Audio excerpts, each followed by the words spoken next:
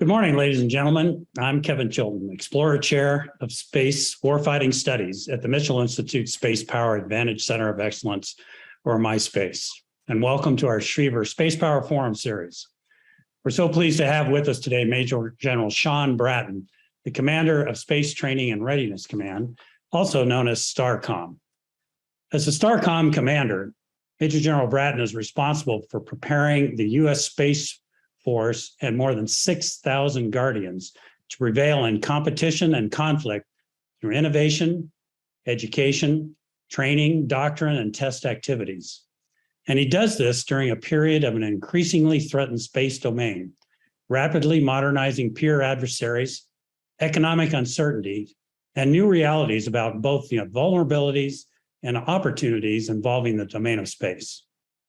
Major General Bratton has served in various operational and staff positions and was the first Air National Guardsman to attend the Space Weapons Instructor course, and is deployed in support of Operation Iraqi Freedom and served as the Director of Space Forces at U.S. Northern Command.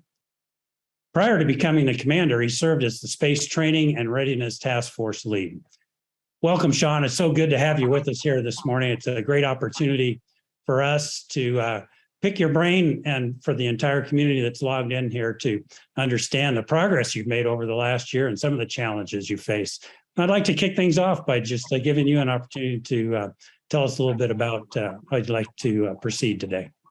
Sir, thanks. And thanks for having me. It's great to see you. Great to spend a little bit of time with you to talk about STARCOM and what's going on in the Space Force. We're just coming off the AFA symposium out here in DC, which was incredible, and got to connect with a lot of folks and share a little bit of what we're doing. But the chance to go maybe a little bit deeper today, I'm appreciative of it.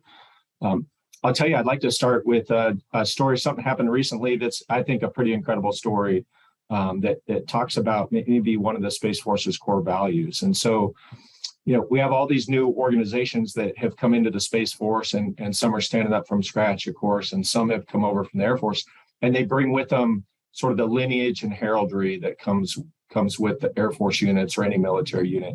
And one of the STARCOM squadrons is the 328th Weapons Squadron. It does our most advanced training. It's out at the weapons school, producing weapons officers for the Space Force. Still teamed there, of course, with the Warfare Center. But the 328th draws its history, its lineage back to the 328th Bombardment Squadron, which was a B-24 squadron in the Army Air Corps days of World War II. And they're maybe most famous for the Ploesti raid. They flew in the Ploesti raid, and the squadron commander, the original squadron commander at the 328th Bombardment Squadron, was Addison Baker, Lieutenant Colonel Addison Baker. And he flew the Ploesti mission, was the lead aircraft. His aircraft took fire, and ultimately, after completing the bombing run, crashed, and the entire crew was killed, and was posthumously awarded the Medal of Honor for his actions. The crew, they found the crash site at the time, but they couldn't identify the remains, and they buried them there in Romania, in sort of a unknown soldier grave. And then after the war, they were reinterred to Belgium and still in an unknown status. But recently, they were able to, exhume those remains and bring them back to the States and eventually identify many of the crew members. And Colonel Baker was one of the ones. They identified his remains, and they had made contact with the family and got DNA samples from the family and able to match it that way. Well, last week he was reinterred, I guess, in Arlington, brought home to the United States for his final resting place. And graveside, this amazing connection that we have, graveside was several of the former now Space Force squadron commanders and the current squadron commander. And I happened to be at the Pentagon for meetings, so I was able to go over for the funeral service and talk to the family, who none of which were in the military. And so they were fascinated by this connection. The building out at Nellis is actually named Baker Hall after Colonel Baker, where I went through as a student. And so pretty great, to be there for them, to connect with the family. They're very excited. They all want to go to Nellis now and see the place. And it made me really think, one of this is what we talk about when we talk, General Raymond in particular talks about the core value of connection, but also, it really made me think like, man, I wish we'd been there for those guys. The story of the Ploesti raid and navigation errors and unexpected threats that they faced in that raid. And certainly would be science fiction, but if we'd been there with GPS and missile warning and intelligence from space, we really could have helped those guys out.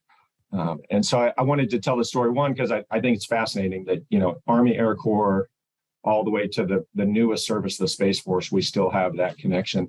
But also, here's a crew that gave their lives, and we certainly would never forget those guys. And one of them was brought home last week and interred in Arlington. So not specifically relevant to STARCOM other than the lineage and heraldry piece, but a great story I wanted to share.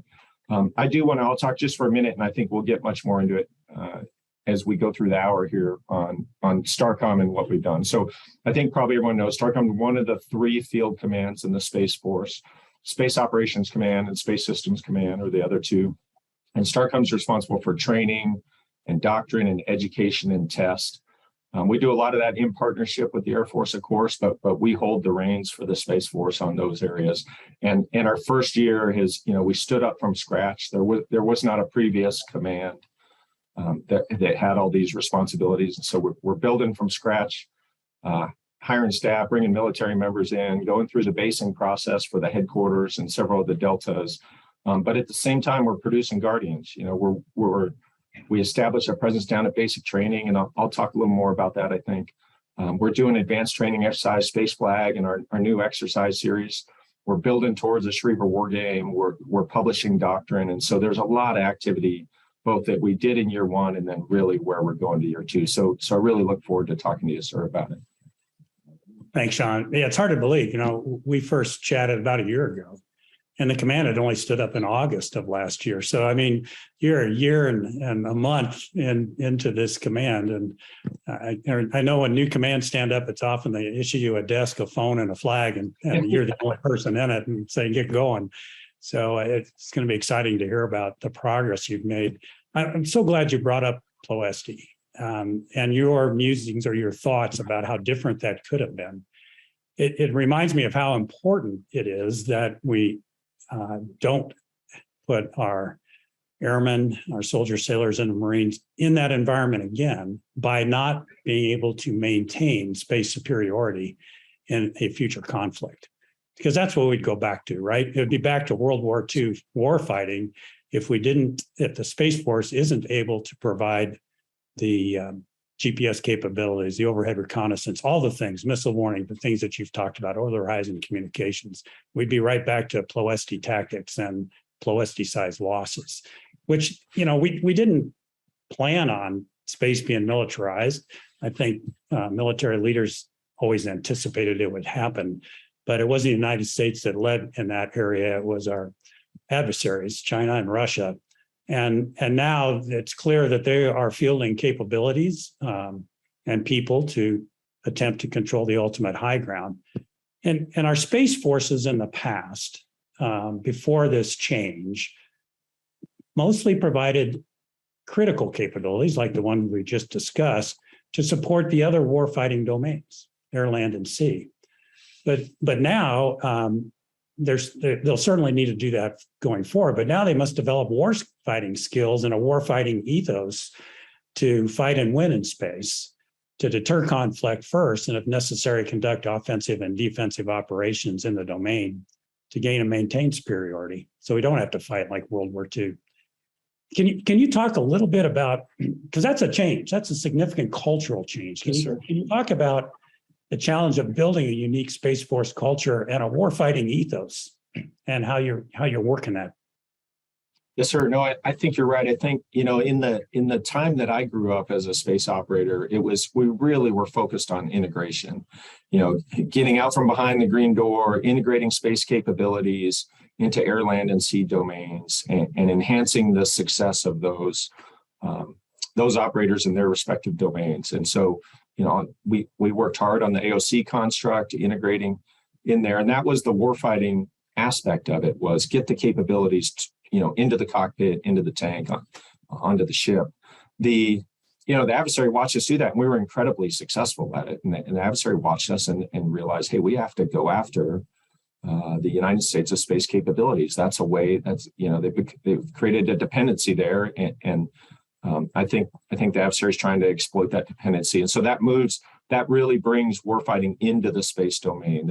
There's legitimate threats there now. We've seen them demonstrated by multiple countries, and so now we have to respond, not just integrate space capabilities, which we need to continue to do, but protect and defend those capabilities on orbit. And it is a big shift for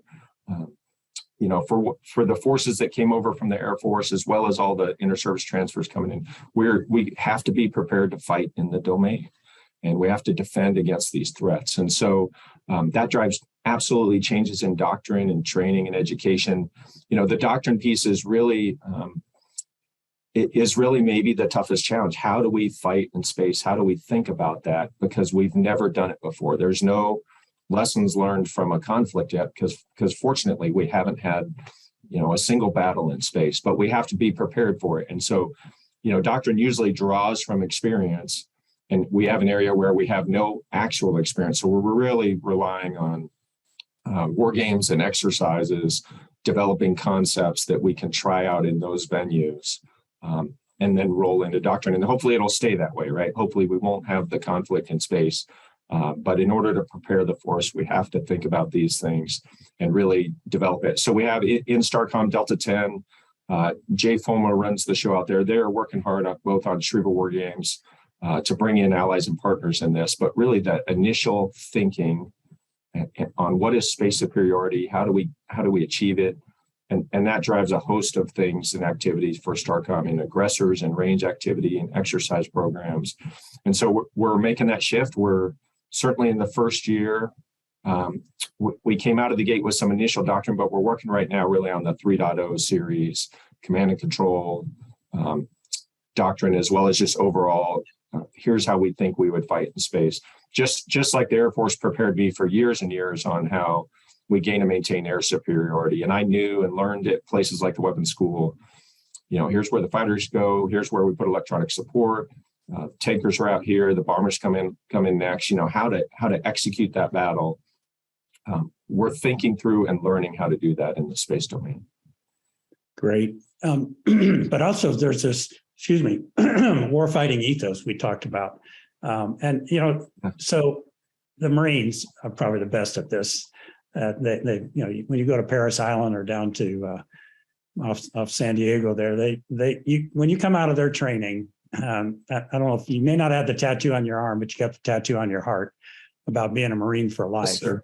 And have you thought about that for the Guardian Force? And do you need a separate location to train them? Right now, I'm pretty sure right now you're still training most of our new enlisted Guardians down at Lackland Air Force Base, and so do you think there's a need to have a separate location, a separate branding, if you will, indoctrination to build this force with the warfighting ethos that is going to be so important for it? I do. We've made some great strides, and the Air Force and the ATC teammates really are taking great care of us. Down at Lackland now, when you go down there, there's the Guardians now go through in a cohort. So when the Space Force first stood up, you might have a single Guardian in a flight of airmen, and they were getting the same curriculum that the training wing delivers down there, and they would graduate, with blue tapes, but really the foundation was all airmanship. Now we have all the Guardians go through together as a Guardian flight. We've got separate dorms for them. We've got Guardian MTIs, and so we do have our own, kind of within the big enterprise down there, we have our own space. Still surrounded by Big Blue Air Force, though, absolutely. I think, and then the same at Keesler, we continue to leverage Keesler for cyber training within the Air Force construct, and out at Goodfellow for intelligence training for those officers. Vandenberg is the place where we really own, in Delta One, part of STARCOM, we really own all the space training out there. But we recognize for culture and identity reasons, we need to think through how do we ensure that Guardians are Guardians first before we try and make them into something else. And then also, how do we deliver the curriculum that we need for the tasks that we need them to do in the Space Force. And so we're working on curriculum both for cyber and intel We've delivered, there's about 35 now new curriculum hours down in basic training that the Guardians get that is different from what the airmen get. And so absolute progress. We use the phrase a lot, what's the Paris Island of the Space Force, just as you brought up. And can we think maybe it'll be more efficient in time to collapse into a single location. We're small enough that we can do that. You wouldn't be able to do that in any of the other services, but we only put 500 Guardians through basic training each year. And so we think we can bring a lot of training to a single location. I think that helps with culture and identity, but it also helps us training pipelines, control of the curriculum, introducing maybe with a little more agility, new curriculum based on threats that are coming. And so we've got a vision and roadmap document that we're working on. I think we'll probably publish that towards the end of this year. And it really articulates sort of the 10-year plan of where we want to be with training, with a big emphasis on warfighting. Great. Speaking of warfighting, I think one of the big lessons we learned in Vietnam is that you got to train the way you plan to fight. And you've mentioned the challenges of writing doctrine without a lot of real experience in it. But if you could maybe a little bit expand upon what STARCOM's thinking about regarding realistic training environments and exercises that can prepare Guardians to fight in, through, and from space, perhaps someday. Yeah, we got a couple of the units that came over from the Air Force were aggressor and range units, mainly focused on electronic warfare, and we've been in that business a long time. And when we were part of the Air Force, and so they came over. We're creating now the orbital warfare kind of counterpart. So the 57th aggressors, new aggressor squadron, new range squadron. We're looking ahead to how do we incorporate cyber in that? Do we bring in, how do we develop a cyber range to build those professionals and maybe an aggressor capability that would be, quite honestly, very useful for the test enterprise as well. But the culminating activity or maybe the ongoing activity for those, we knew had to be more than space flag. And so we've run space flag for a long time, modeled very much after the Air Force flag series. And that was sort of a capstone event where we bring Guardians together. But there wasn't a lot of live activity in there. It was mostly a planner's exercise, a great opportunity to bring folks together sort of at the operational level and think things through. But we knew we owed really General Whiting's team at SPOC a little bit more than we'd been giving them in the past. And so this week, actually, we're executing, it's called Black Skies. It's a live fire electronic warfare exercise, but we're going to unfold this new series of exercises, the Sky series. So Black Skies will be electronic warfare, Red Skies will be orbital warfare, Blue Skies will be cyber warfare. We think we'll be into Red Skies next year. We're doing the initial planning right now. Black Skies will continue to run, so we're in execution this week. I just can't wait to get back and see how it went. But several units and the range and the aggressors all coming together. And so I think it's a more realistic training environment. We certainly have a long way to go to build out the range. But I think we're moving in the right direction. And it really gets into the readiness and the presentation of forces that the Pentagon team is moving towards as we present forces to the combatant commands from the Space Force, and then making sure those forces are ready and that we're able to accurately measure the readiness, before an exercise event and then after the exercise event to show improvement against really the operational command's requirements. Well, thanks for telling us about Black Flag and Blue and Green, Red Flag. That's, I mean, that's news to me. That's terrific. I've been very familiar with Space Flag over the years. Do you see that bringing all those flags together? Is Space Flag then going to be seen as a kind of a culminating event where you can bring all those different aspects of offense, defense, cyber, et cetera, together in an integrated exercise? Is that kind of the future vision? You're exactly right. And even beyond that, so Space Flag just got accredited as a joint national training capability, the first one that the Space Force has, similar to the, Red Flag has that same accreditation. So, we've always brought other service members in. That this past execution of Space Flag, we had the biggest Army presence that we've ever had. We actually had the commander of the 1st Space Brigade came over to be the space boss for a day, Colonel Don Brooks. And so so great capabilities with our joint partners.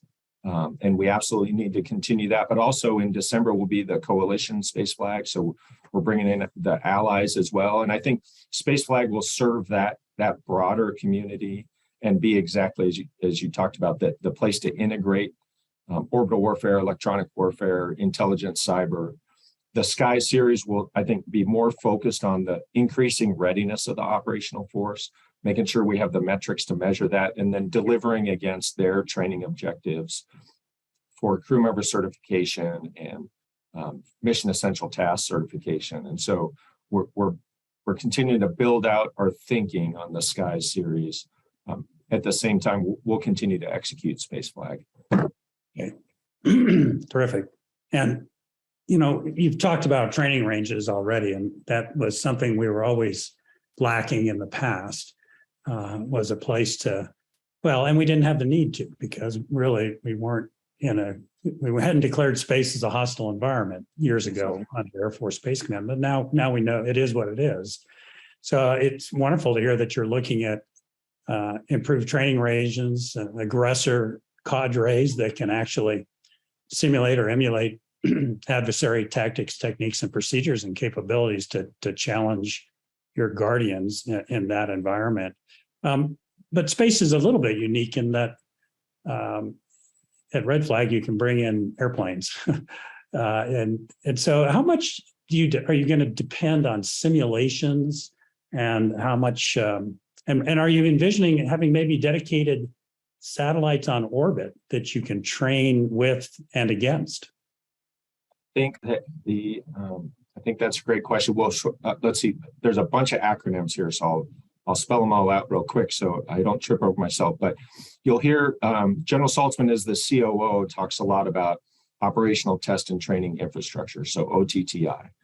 And then at STARCOM, we talk a lot about the place we use OTTI most is the National Space Test and Training Complex, which we just say the range, but really we mean the NSTTC. And there's a lot of sub pieces to the NSTTC, but as we think about the range we need, we're trying to work through the balance between what activities have the greatest training benefit to do live. And so do we need to live fly a trainer spacecraft early in training, or can we do that all in simulation? And how do we place value on live training versus simulation? And so we're talking a lot to Space Operations Command, General Whiting's team, on what are their crew member certification requirements. So if they have a requirement, for example, for a live fire EW activity, then we will build a range that supports that. Or if they want to practice, rendezvous and proximity operations, do we need to do that in the live environment, or maybe I can do that in the simulated environment? And so our understanding of how do we value that is I would say evolving. I think the needle, we don't do anything live or very little live today. And so operators go all the way through training and they've never flown a spacecraft until they show up at their first operational unit. The one exception would be at the Air Force Academy, if they were part of the Falcon Sat program. They fly a CubeSat, they build and fly CubeSats there. I think we're looking at maybe doing some more of those activities and moving the needle a little bit back towards the live side earlier in training, so we can get some sorties under their belt before they show up at the operational unit. I think right now there's a lot of training burden on the operational unit that is really, I need to do a better job in building operators before they show up to SPOC. And so if we can shift some of that kind of left in the training pipeline, I think that lets the operators stay focused on operations and we pick up some more of the training. But to do that, we have to understand and build out this range capability. We also really need the range capability for test. And I think the fact that both of those are combined in STARCOM, I can get a lot of dual use activity. It's sort of, in the Air Force, if we took Edwards and Nellis and jammed them together, which actually is exactly what they're doing now because they need that much airspace. But I think we have an opportunity to build a single range that services both communities, both the test community. And so if I need a witness satellite for test activities, maybe I can also use that as a training satellite for the aggressors to use in a Red Skies event. And so, we're looking for help from industry, I think, in this area. We're developing our thinking. We stood up at, General Gutlein stood up a program office for the range that is co-located with my range guys. And so it's an integrated program office with the range operators and the acquirers sitting right next to it and each other. And we're building that architecture right now. And I think next year we'll really see some progress in acquiring things for the range for testing training purposes. Terrific. Let me pull a thread on simulators for a minute. In the air domain, the Air Force uses simulators to facilitate initial qualification training, mission qualification training, and proficiency training once you're at the unit level. And they do it at the tactical level, and typically within the squadron and wing organizations. Further, they've developed facilities that allow training and wargaming at the operational level of war. So they're AOCs, Air Operations Centers, to train folks in the command and control centers before they actually get deployed or actually are in combat and have to build a plan and execute a plan at the operational level of war. I know this wasn't true in Air Force Space Command, again, because there wasn't the threat or the need. And in fact, most of the training was done on the job and on live systems, which meant it was always difficult for this Air Force Space Command to support combatant commander war games. There was no platform to do war gaming on, no simulation platform, no platform to do tactics, techniques, or procedure development, or a platform where you could just flat sit down and innovate with new ideas on how you might operate. So what are your thoughts on fielding simulators for both initial and ongoing tactical training, as well as operational training at the operational level of war? Yeah, we certainly need to do better than we're doing today. And when I go to Space Flag and the team's working hard, they're delivering really the best training that we can today, but we don't have dedicated training space for that. The staff members vacate their workspaces so we can turn it into an exercise space while the exercise is running. We don't have dedicated rooms. We certainly don't have the fidelity of simulation to present a threat environment that we need to really have Guardians be ready for the fight if it comes. And we have to do better than that. We do have some simulation capability for kind of task trainers, how to operate a spacecraft, and the Spock folks use those, and it's great capability for them for their individual systems. But we aren't able to bring those systems together in a complex environment, a large force engagement, and show the relationship between space, cyber, and intel, and then even within that between space surveillance, space domain awareness, operations on orbit, both on the defensive side, where are high value assets, how they need to move and maneuver to support the defender activities. And so it's very difficult for us right now to bring all those things together in a simulation environment. We're looking at all the capabilities out there, and there's a lot out there. We went down and talked to NASA about how they think about this and how they do this. We've gone to the other services to make sure that we understand the modeling and sim capabilities that are out there. And so General Moore is the deputy at STARCOM, and he works 99% of his time on this exact problem, on how do we present a training environment that is realistic against the threats we're going to face. And we're certainly not there yet, but we're trying hard to move in the right direction. Great. You talked a little bit earlier about test and test ranges. You're uniquely, and I think it's important to emphasize, it's STARCOM that not only does all the training and doctrine development and wargaming, but you're the testers for both developmental test and operational tests for the systems that come out of the acquisition command, the acquisition element of the Space Force. In my experience, being as a test pilot and operational pilot, there was always some tension between the developmental test cycle and then when that was completed and the handoff to the operational test cycle. And frankly, I thought it worked best when you did it combined together. If you put the DT and the O teams together, it's a little tougher to manage, but the outcome is in my experience, the one program I worked on that was we got it to the field quicker, and it was combat ready when it got to the field quicker. What are your thoughts on having both DT and OT under your responsibility, and how your Delta is going to handle that? Yes, sir. It is. It's actually, the biggest Delta in Star Command is the test Delta. And we've stood up a couple new squadrons in there to take on this enterprise. The great thing is we got great advice from the Air Force on, if you were to start this from a clean sheet, how would you do it? And we talked to all the operational test agencies across the services. We talked to the DT team, and there's legitimate tension and concerns there. We owe the program office. They have cost schedule implications for any of the test activities that they bear all the risk there. And so, that interaction between the acquisition community and the operational community between DT and OT is important. So we do have an integrated approach. We're standing up integrated task force. Delta 12 is the lead for that under STARCOM, but the program offices retain the responsibility and the authority on the DT side. We conduct the test activities and provide the data back to the program office. And then on the OT side, we're working closely with AFOTech. We're actually in transition right now of the authority from AFOTech to STARCOM. There's some things that we have, it's called the OTA for, and then the rest we think will transfer by next summer.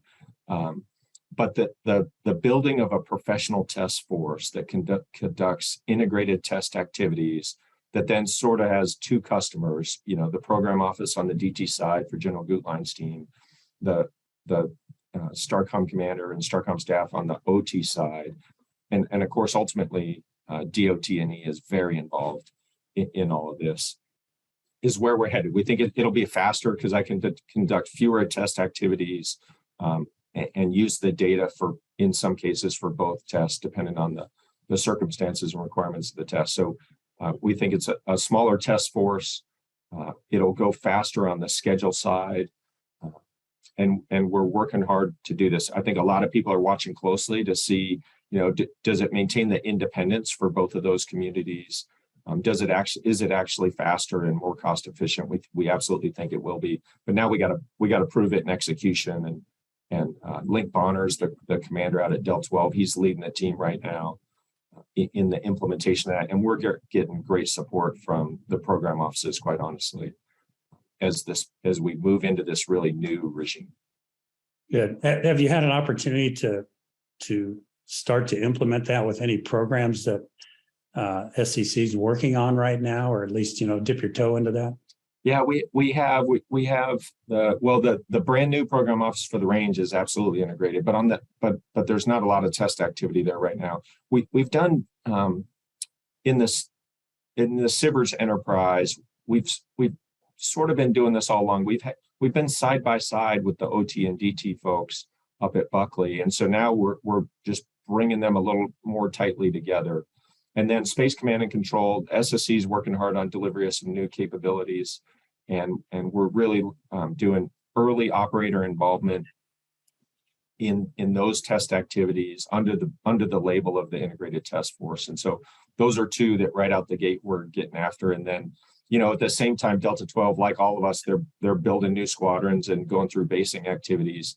But we have to continue to do test and WESIP activities and DT and OT combined activities. And so those folks are working really hard out there to get all this done. Great.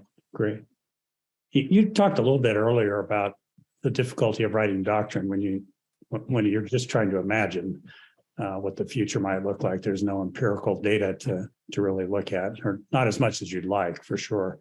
Beyond that challenge, do you feel like you're adequately equipped with the necessary technology you need to conduct the realistic wargaming that will allow you to develop your doctrine? Which could be rather sophisticated computational computers, I should say, that can give you the simulation and environments that allow you to develop doctrine. Yeah, we're talking a lot to Mr. Cox and the SWAC team. So they conduct war games for force design, and they'll do 1,000 runs of a particular satellite constellation to see how resilient is it. But they have the ability really to do a lot of analytical wargaming.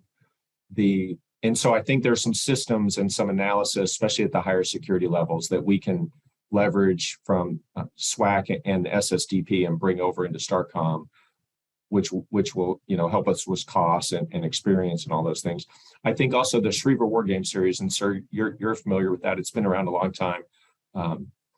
It was hard to do Schriever War Game during COVID, and we did some virtual activities for sure, but it wasn't the same as bringing the allies and partners in the same room. And the U.S. doctrine has to work in the coalition environment. And so being able to socialize these thoughts, have the policymakers there so we can talk about, where are the boundaries on policy, where are we willing to explore new things, how do we think about that in the, today to influence activities in the future. That Schriever War Game is great at that. I don't think we have a great, simulation capability underneath that. But it does bring everyone together in the same room to allow the discussion. So it's a little bit different than the very analytical wargaming that SWAC does. I think we're trying to find that right spot in the middle where we bring over a lot of the analytics so we can have good data coming out of our war games, but also still provide that environment at Schriever War Game to bring in the policy discussions, to bring in the allies and partners and the capabilities that they have. So we're looking forward. In March, we'll be back to a full-blown execution of Schriever War Game as we go into next year. There's activities going on right now, and actually the UK and Australia are leading some of those activities for us in what we now call the Schriever series, but it really is the build up to the capstone next year. Great. This is the second time, Shawn, you've mentioned allies and coalition partners. And so what are you thinking about with regard to on the training side of teaming with them? I mean, I can remember in flight school, back in the Stone Age when I went through with the Wright brothers, we had international students in pilot training. At test pilot school, I think we had 6 international students in my test pilot school class. Have you thought about how you might team with the coalition partner? Certainly you're going to do that in training. Certainly you're going to do that in the flag exercises and Schriever War Games. But in the fundamental basic training side, do you see any opportunities there to share training assets between us and our allies and invite them into our programs? I do. I think we do a lot of shared education right now through the National Security Space Institute. A lot of interest from coalition partners, many nations to come through and put students through those schools. I think as we've seen around the world sort of this revolution in space and folks stand up space forces and space commands, and really a lot of work on the joint side and at the combat command level with U.S. Space Command and those partners and allies. We have to train together if we're going to fight together. And so I think as we develop and build out the Sky series, we'll work towards coalition objectives. We're doing that in Space Flag right now.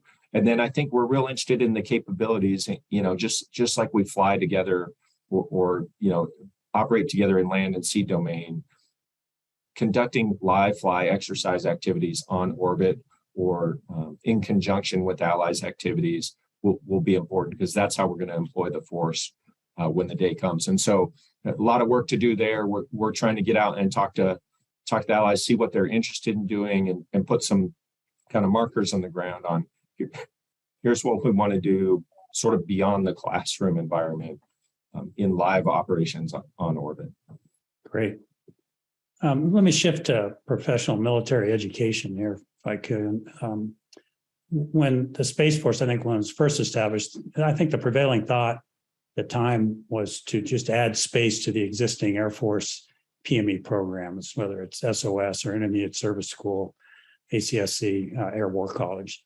Since then, there's been changes to establish Space Force enlisted PME, but I don't believe there's been changes yet in the officer PME program.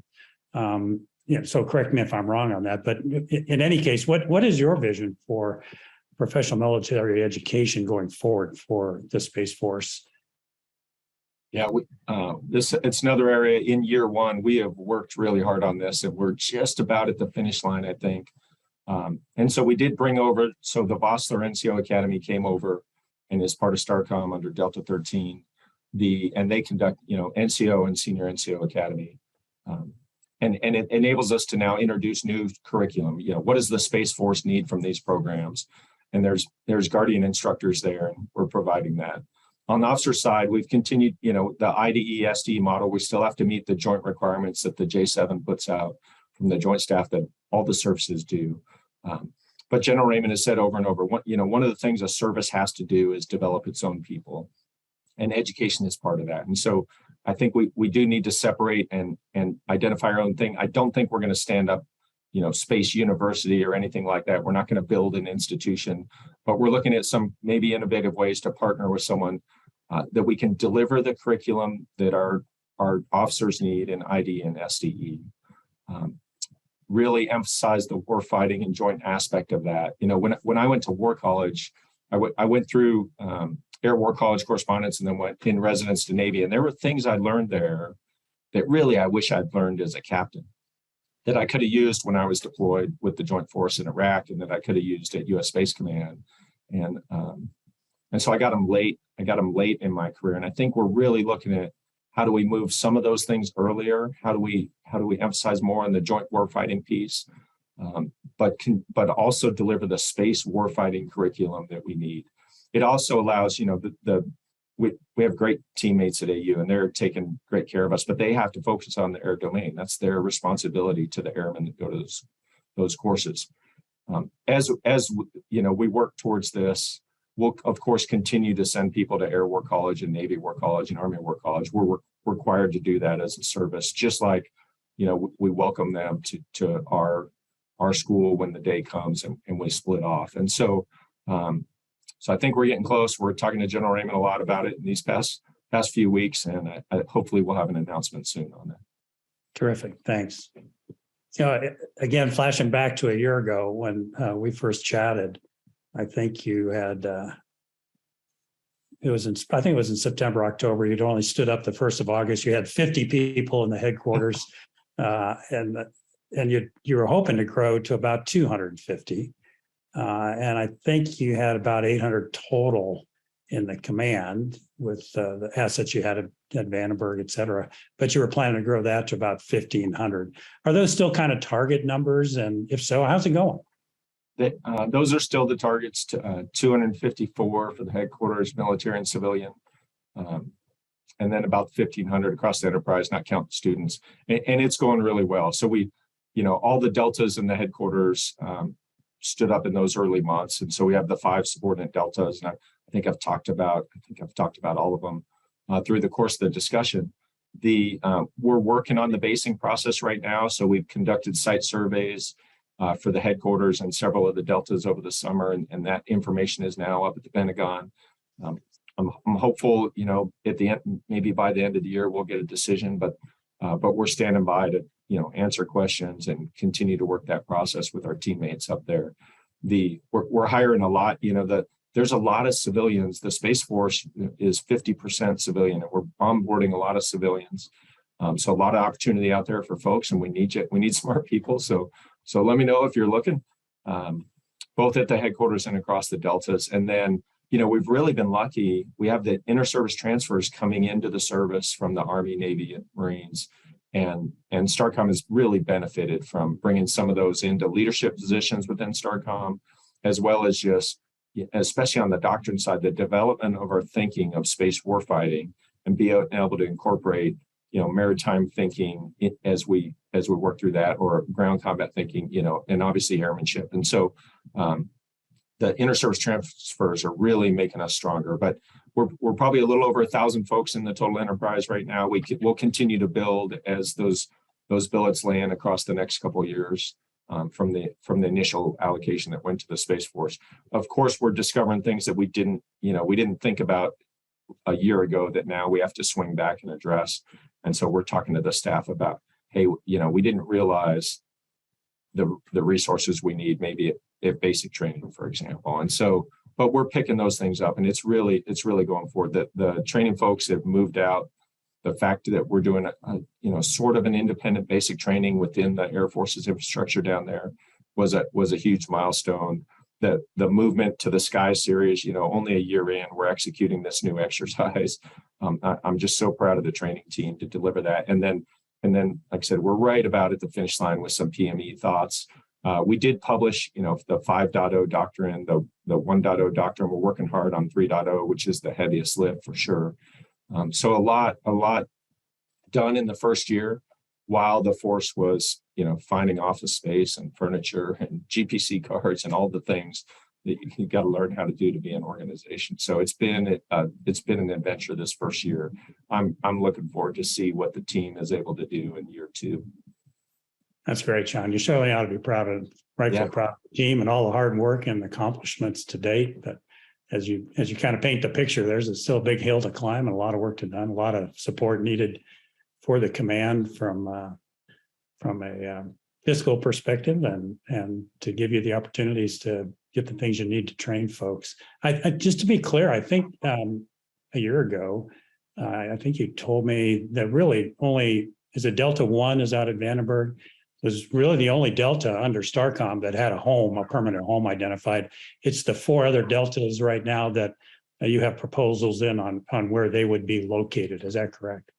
Yes, sir. Yeah, we Delta 1 will stay at Vandenberg. The training group there became Delta 1, so no basing action required. But the other 4 all need it. We have 3 of them. The packages for Delta 10, 11, and 12 are all up at the Pentagon.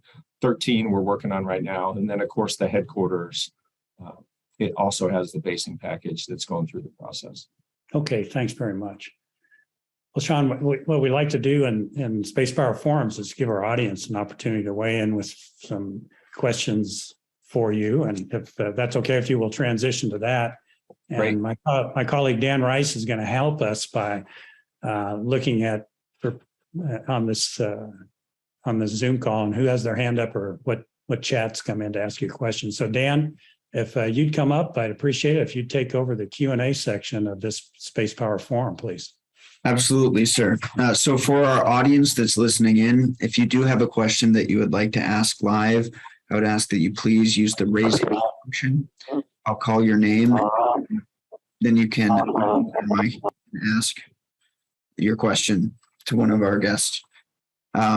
While I'm waiting for those to come through, we do have our first written question that comes from an anonymous attendee, and they ask, during the nomination hearing for Lieutenant General Saltzman to be the next CSO, Senator Gillibrand and Hirono both expressed concerns around the training of new Air National Guard airmen who are space professionals. While the Space National Guard debate plays out, how will you ensure the Air Guard space professionals receive their required training and stay connected with their Guardian brothers and sisters to ensure the readiness of those 14 Air Guard space squadrons? Yeah, that's, I have a close tie to those folks because I'm still in the Air National Guard. And so I'm eagerly awaiting to see how things unfold. But in the meantime, we owe them training. So today, this week at Black Skies, in fact, there's a vol going on right now, I think. The Air Guard is playing on that in that exercise with their electronic warfare capability from Vandenberg. And so we're incorporating them right into our most advanced training. We continue to send guardsmen and reservists through the weapons school. We continue to send them through initial skills training out at Vandenberg for the team. The one place we're separate is in basic training. So, in basic training, we are building Guardians, members of the Space Force, and the Air Force has different set of requirements. And so there is separation there. They are airmen and they go through Air Force basic training. And that's the one place where we're beginning to diverge more. So as I introduce new curriculum at BMT, the Guardians are getting that and airmen are not. But everywhere else right now, it's pretty much the same. And we're taking care of the Guard and Reserve guys. They're getting training slots. We're talking to them a lot about advanced training. Of course, I think they're deploying for us, or really for General Whiting's team and U.S. Space Command. So they are critical teammates. And we just got to work through this over the next year or two as we move towards decisions on what the reserve component is going to look like. Excellent. Thank you, sir. So our next question for you, General Bratton, comes from Scott Sage, and he asks, Do you see value in integrating the space and cyber ranges in the future? Hey, Scott, good question. So I think a lot about the cyber range, and I was I did some time with the Fort Meade teammates at Cyber Command, doing both offensive and defensive cyber operations, and we had some great capabilities there to build a cyber range for my defenders, for example, that was representative of the cyber terrain that they would defend. I'm trying to bring that into the Space Force. We owe, Delta 6 is the cyber Delta. They do most of our mission defense team, that defensive mission, but they don't have a place to kind of work out and train. We haven't given them, the gym that they can go to get stronger and faster, and a place where I can put the aggressors against them. Now, we did bring them into Space Flag for the first time this year, and that was a big step forward. And I think we'll get better at integrating them in Space Flag, and then we'll build towards Blue Skies. But I have to have a representative network that they can train on, and that we can put aggressors against them that is off the live system, because there's just too much risk in doing those things live. So we need a cyber range. The more that it's integrated with the space range, the better, I think. Thank you. So, sir, the next question comes from Scott West, and he asks, what's STARCOM's role in assuring readiness? And is a U.S. Space Force generation model in the works? Yes, I was talking to General Saltzman a few months ago, and he kind of put his finger on my chest. He's like, "Hey, readiness is in STARCOM's name. What are you doing about it?" And so, and we owe that for the force. So the way we're thinking about it is, I'm conducting a lot of training activities now, and we're executing Black Skies now, and we have training objectives that we meet, that we get from the operational command. But I need a better way to assess the increase or the change in readiness, but hopefully an increase as they come out of those events. And we should see that reflected in things like sorts and DERs. But I think we got to go back and look at the mission essential tasks. And we're working with SPOC on that right now to make sure that I'm providing the right training environment that actually demonstrates an increase in readiness. And then that will be part of the force generation model as they prepare to go into their combat rotation. The spin activities, I will shape Black Skies, for example, to just put the final edge of readiness onto those, deploying members before they go into their combat rotation. And we'll do the same, I think, throughout the whole Skies series. It'll really become the readiness function that increases the readiness of the unit before they go into their combat rotation. Sir, our next question comes from Mike Young, and he asks, there's been a lot of discussion about basic military training, but are there plans to incorporate Space Force personnel into officer training school? Yes, it's sort of, with the stand up of the staff, one of the things is, what are we going to tackle first, and what are we going to tackle in year 2 and year 3? OTS is definitely there right now. They're doing a great job. We owe a little bit of curriculum development so we can incorporate space curriculum. I think eventually we'll see, our OTS throughput is pretty small. It's about 50 to 70 officers a year. It's pretty small. I think if we do move to this sort of Paris Island construct, I think it's likely that we would eventually incorporate OTS into that single training location. And so it is on the list to get after it. Right now, we're thankful for the Air Force partners, and we're staying in close touch with them on the curriculum development side, as well as trying to provide some Guardian instructors down there to have a presence in OTS. Great. Our next question is from Cameron Cantor, and they ask, regarding the weapons school, is there utility in having a separate Space Force weapons school, or should Guardians remain at the USAF weapons school to learn to fight as the Department of the Air Force? Yeah, I get that. This is the question that people ask me the most above anything else. Are we staying at Nellis or not? I think that the Warfare Center does such a fantastic job, and it's in the list of things to do. Making changes at the weapons school is not even on it today, because they are delivering capability. Now, the 328th belongs to STARCOM. Fargo Phipps is running the show out there, and they are modifying curriculum to meet Space Force requirements every day. But we have to remain tied to the joint force, and the Secretary is absolutely one team, one fight within the department. I think we'll stay. I really think we'll stay at Nellis and stay incorporated. Now, that doesn't mean we won't make changes. I owe our cyber operators and our intel operators a little bit more opportunity than we're getting today. And Nellis is pretty full. And so we're thinking through, how do we expand our throughput for cyber and intel? How do we integrate them as part of the department with all the things that you learn at Nellis as part of that integrating function? And so I think we're going to stand up a cyber advanced tacticians course. Eventually that may evolve into something under the weapons school, but we got to talk to the Air Force about that a little bit. And so for now, the 328th absolutely stay in there. We're going to increase throughput for cyber and intel, and we're working hard with the teammates out at the Warfare Center to do that. Thank you, sir.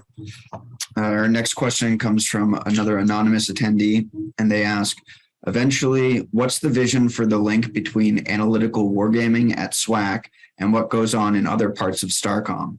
Is there a need to link those different environments together for flag exercises or other operational demand, or will they remain separate? Yeah, there's definitely a need to link them. And where I think about this the most, and we talked a little about tests, but the SWAC team is developing digital models that they use in the force design system, and they run a bunch of simulations to really identify the best future force design. And once settled on, then they engage with industry and SSC and the CSRO team at the Pentagon to determine what we're actually going to acquire. But I also want to be a user of those digital models as the model goes through the sort of acquisition process, and we settle on it, and it continues to be refined by industry partners. I need that model for testing purposes and for training purposes. And so if we can get a common baseline really at the higher security levels for IT systems that lets us move information in that manner, that'd be super helpful. We're really struggling in this area right now. Has a lot to do with IT policy at higher security and just the difference in systems. But if we can get some commonality there that lets us share that information, I think in the end, it will result in faster testing. Once I get a digital twin or a high fidelity model that we're using for DT purposes, as well as a little bit for OT purposes. But the infrastructure is sort of the barrier right now that we're fighting through. So General Bratton, our last question from the audience today is from Scott Sage. And he asks, how can industry help at this point? And what do you want to hear from them? Yeah, there's a couple areas that we talked about. I usually talk about the buildup of the range. I think that's our biggest sort of technical challenge. And so that's one area for sure. And I've talked to a lot of the industry partners about it. The maybe a different area that I don't talk a lot about is we hear General Raymond talk about the Space Force as a digital force. And Dr. Costa and the team, the CTIO team, is working hard to deliver that reality. But I pulled the team together at STARCOM, and I think in year two, I owe the boss a better realization of what that means for digital force. And we think about it in sort of three areas. One is use of digital devices in training. And this is everything from, a handheld device through the advanced simulators. I need to be able to articulate and really increase my use of digital devices. It's another area where there's a lot of policy roadblocks, or there seem to be. We're trying to understand that and work through how can I issue a device to Guardians that they use throughout the lifespan of training as they move from organization to organization. It sounds very simple, but it's very difficult to do with the constraints that we have on us on the policy side for device management, for example. But I think the digital natives that come into the force, they're ready to do that. They understand how to use these devices, and we got to catch up. And so one is that digital device piece. The second is delivery of curriculum. I think there is absolute value of getting everyone together in a room and working together, but accessibility of curriculum through digital means increases the availability. And that's really where we talk about allies and partners, as well as making it available across all the space power disciplines, if you will. And then the third area is advanced training for those who have the aptitude and desire to go beyond really what is required of them for the position. And this is where we talk about digital university and making training and education available, that, you know, to go beyond the requirement for the position. And if you want to sort of self-actualize as a digital warrior, that we give you opportunities to do that. And this is where we start talking about super coders and how we use those folks and the training we offer and how do we keep them current. And so those three areas that we're really working on in year 2, but we're going to need some help, I think, from industry partners. Dan, thanks for leading us through this Q&A session with some great questions from our audience today, and which always helps us wrap up a great Space Power Forum. General Bratton, can't thank you enough for the time you've spent with us today and with our audience. Really appreciate you participating today. Sir, thanks a lot. My pleasure to be here. Absolutely. Great to see you. And thanks for the conversation. You bet. Love to have you back as you continue to make progress with Star Command. Yes, and sir. of course, forum if we didn't have our audience. So for everybody who logged in today and participated, we really appreciate it. And here at the Mitchell Institute for Space Power Advantage Center of Excellence, we want to wish you a great Space Power Day. Good day.